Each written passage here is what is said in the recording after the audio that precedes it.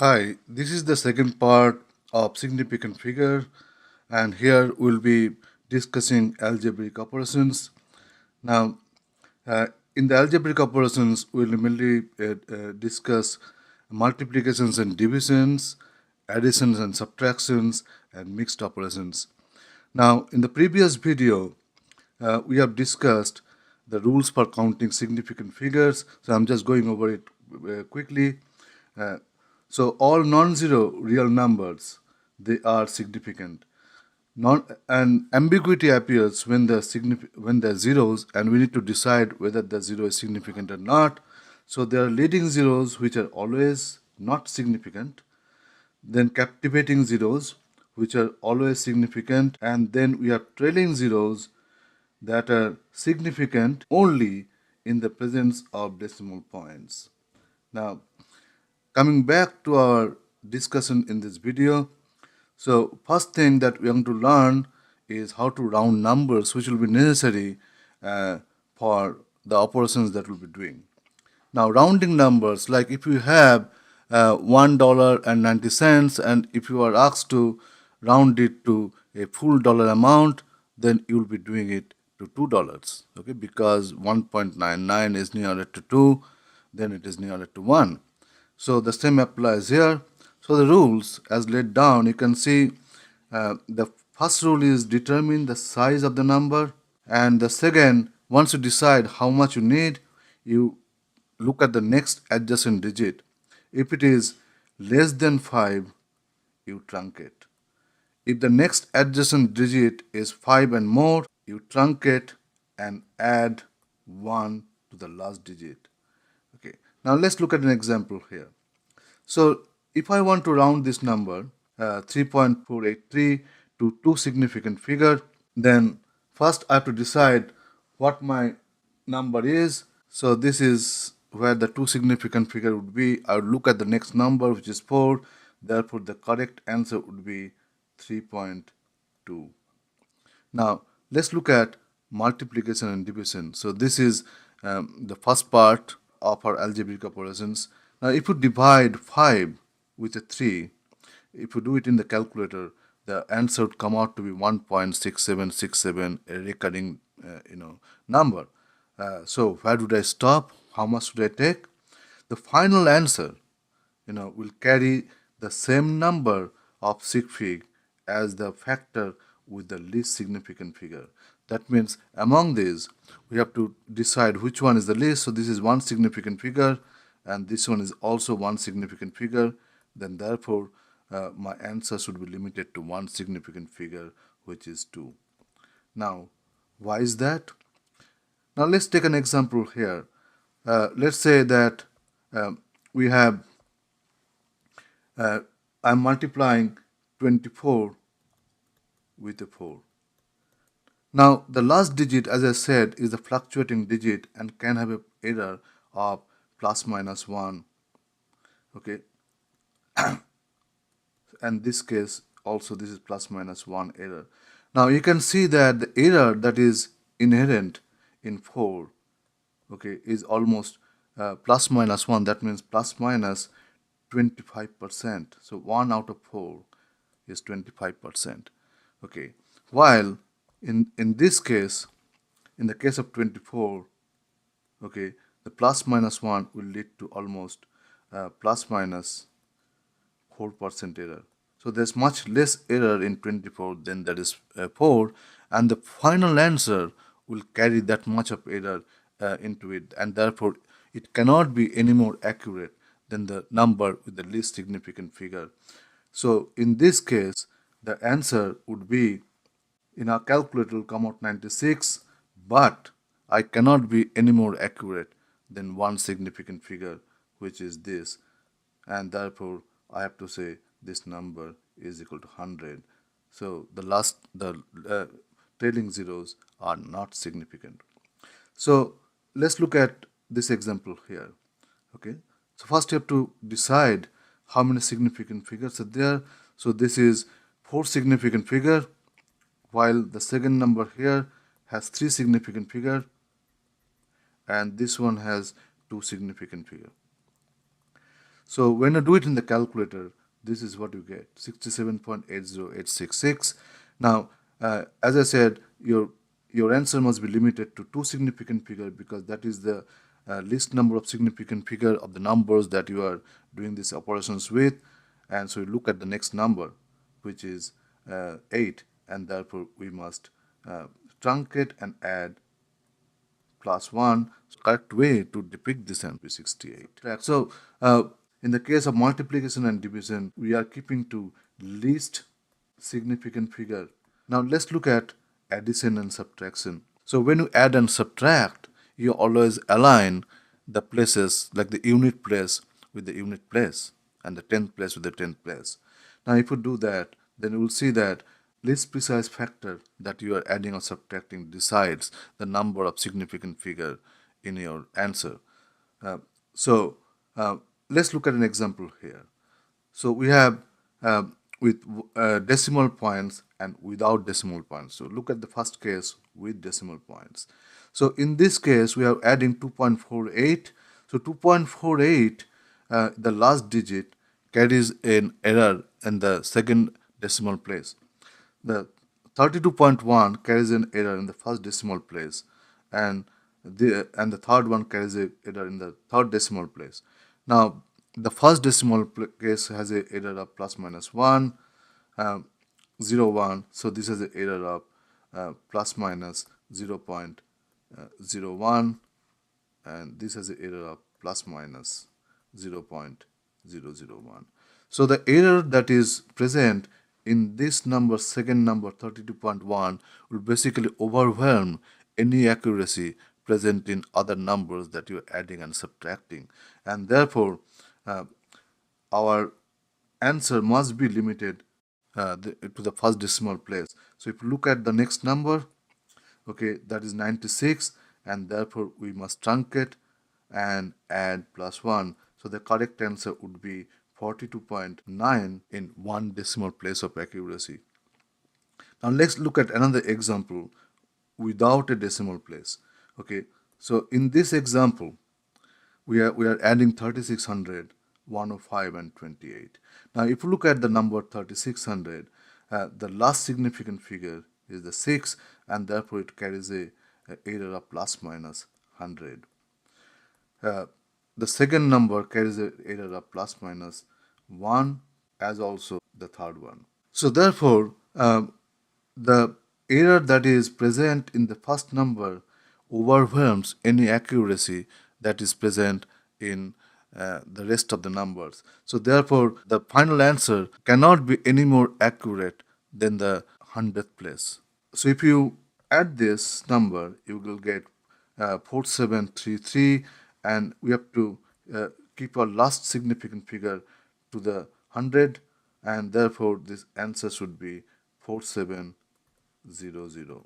Okay, now we'll look at scientific notations now, and also additions and subtraction with scientific notation.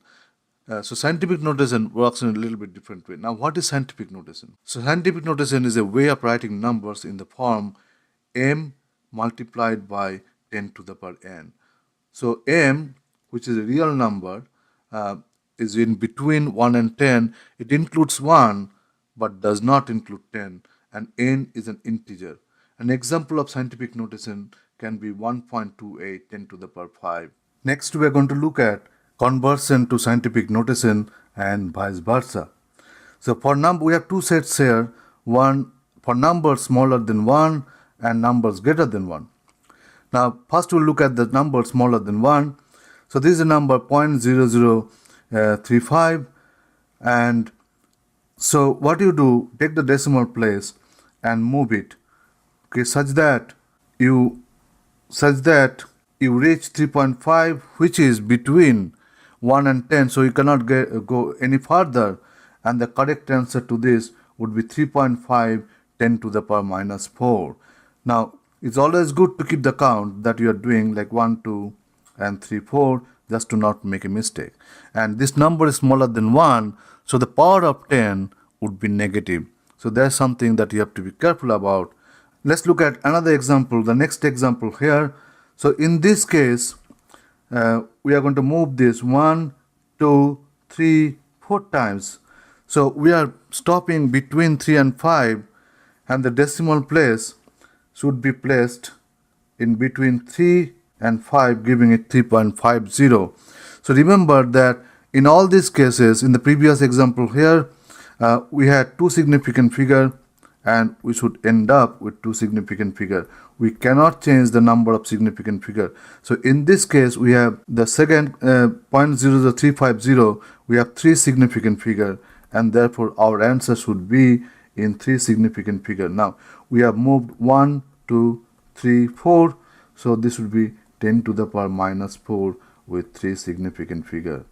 Okay, now let's look at numbers which are larger than 1. So we have an example here, 2391. So assume that there is a decimal place here, and you're going to move the decimal place 1, 2, 3 times and stop here. So the correct answer would be 2.391 10 to the power 3. Now in the next example, here 239100, assume a decimal place at the end on the right and move it 1, 2, 3, 4, 5. So we have moved 5 times. Now this number is 4 significant figure, so my answer should be in 4 significant figure too. So the correct answer would be 2.391. So the zeros are not included, 10 to the power 5. Now if I want to expand this number, I'll write 2391 and we need to move 5 times to the right. Okay, so 1, 2, 3, 4 and 5. Now what happens to this zeros, the vacant place at the end? You fill them up with zeros, and so now you can see that trailing zeros are not significant, so the number becomes 239100. Okay, and the trailing zeros are not significant. So the next thing that we are going to look at is addition and subtraction using exponent. So when you add or subtract with exponent, you have to make sure either you expand them to the normal decimal form, or if you want to keep the exponent and do it, sometimes it's much easier to do it that way. So you want to convert both the numbers to the same exponent no matter what. So you can only add when they carry the same exponent. Let's look at this example here, 1.2 multiplied by 10 to the power minus 17 and adding with 2.81 10 to the power minus 15. So as I said, you have to convert to one exponent of 10. Now we can do, I can choose either 10 to the power minus 17 or 10 to the power minus 15, doesn't matter which one you want to do. So we'll do both ways. So in the case 1, we are trying to convert to 10 to the power minus 17. So the first number remains the same, while the second number is 2.81, and we need to write 10 to the power minus 15 as 10 to the power 2 multiplied by 10 to the power minus 17. So you can take the 10 to the power minus 17 as a common factor, okay, and you have these numbers in the parentheses which you add up, keeping to the rules for addition and subtraction. So when you add up, you keep to the least number of decimal place, which is 0 in this case, and therefore the correct answer is 282, which is coming from the parentheses, multiplied by 10 to the power minus 17.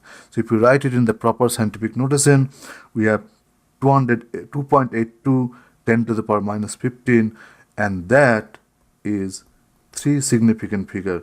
Now if you look at it, apparently 10 to the power minus 15 has 3 significant figure and this is 2 significant figure, but our final answer is coming out in 3 significant figure when you are adding. Now let's look at case 2, where we are converting both of them to the 10 to the power minus 15. Now the second number remains the same. For the first number, we need to write it as 10 to the power minus 2 and 10 to the power minus 15. So if you take the 10 to the power minus 15 as a common factor, then in the parentheses we get this 0.1258 plus 2.81. So this is 4 decimal place and this is 2 decimal place. So the correct answer must be in 2 decimal place again. So we are basically getting the same answer no matter which exponent we want to choose. Okay. So in the next section, we'll look at multiple algebraic operations, so also called mixed operations. Now let's look at this first example here.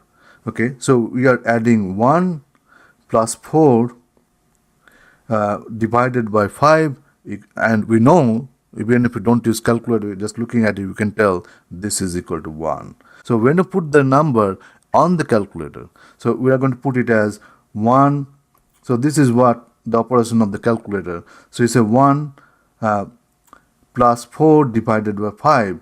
Now the calculator has an order of operation. It does the division first and then the addition.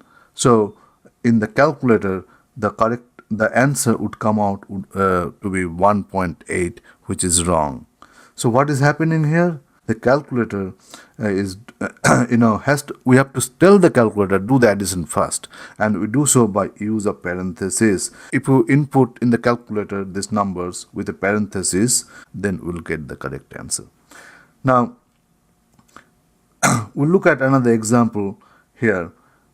So 20 divided by 2 multiplied by 10. Again, in this case, we know that the correct answer is 1, but if you do it in the calculator, okay, you will see you get an answer of 100. And the reason the calculator is giving an answer of 100, because it is taking 20, doing the division, okay, first, and then it is multiplying. So you are getting 10, it is then multiplying the 10 again, and giving you 100. So again, in this case, how should I say that the calculator must do the multiplication in the denominator first? You use parentheses, and this is what we call the Pemdas rule. So the orders of operators in the calculator. So parentheses has the highest priority, and then comes exponent, then we have multiplication, division, addition, and subtraction. Now multiplication and division have the equal order, so depend on how you write it, you will do it first. But addition and subtraction have equal orders, and the calculator will do whichever you say first to do. So in terms of order, they are same. So if we want the calculator to do anything first, we must use parentheses, and this is a cardinal rule that you should not forget. So now we are going to look at mixed mathematical operations, which is shown in number 3. And you can see here we are adding 10.538 and 1.35, and then dividing it with 4.21, and again adding 5.892. Now each of these operations, addition, subtraction, have their own rules, and division and multiplication have their own rules, which must be followed separately and individually. Now since parenthesis has the order, the priority of operations, so we must add first, so which is shown in A. When you add, you have to keep to the least decimal places. That means when you're adding this number to this number, and the dotted line indicates the least decimal place here, and therefore you have to keep to 2 decimal places. Now I am not going to round it at this step. So you round when there's a multiple operation. You keep a placeholder reminding yourself of the size of the number. But if you keep rounding at every step, then you're going to add approximation at each step, which then builds up, and your answer will deviate from the actual answer. So I'm keeping a placeholder reminding me that this is 4 significant figure having 2 decimal places. Okay, now we take this full number that we have, okay, into step 2, where we are dividing 11.888, but the size of the number is second 8, so this is 4 significant figure, and dividing with 4.21, which is 3 significant figure. Therefore my answer should be limited to 3 significant figure. So I remind myself of that by underlying here at the second decimal place, and I take the whole number again and go on to add the next number. So if you look at the math. So after the division, you have to add 5.892, which I'm doing in part C. So here 2.82375 is added to 5.892. Now this number, the first number 2.892, is actually three significant figure, which is shown by the underline here with the two decimal place. The second number is three decimal place. So I use this dotted line to indicate the size of my final answer, which is determined by the least number of decimal places, and therefore my answer is limited to two decimal place here. If you look at the next number, it is 5 and above. So when it's 5 and above, you truncate and add +1 to the last digit. So the correct answer for this problem is 8.72 after rounding. So remember, not round at every step and round finally at the last step. So thank you very much for watching this video. Please give a like and subscribe to my channel. I'll be posting more videos on this subject. So next video probably would be units and dimensions, conversion factor and related topics. So thank you again. Bye.